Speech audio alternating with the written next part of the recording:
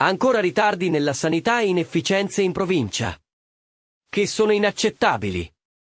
Per un attacco una prenotazione nel 2026.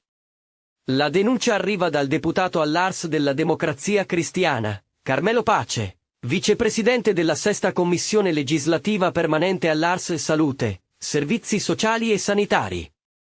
Pace racconta il caso di una cittadina con sclerosi multipla, la quale ha potuto constatare sulla propria pelle, durante la prenotazione della prestazione sanitaria, tempi d'attesa non accettabili, aggravati da un quadro clinico delicato e complesso. Alla signora, affetta da sclerosi multipla, afferma Pace, hanno proposto una prenotazione a gennaio 2026 in alternativa a pagamento nel privato.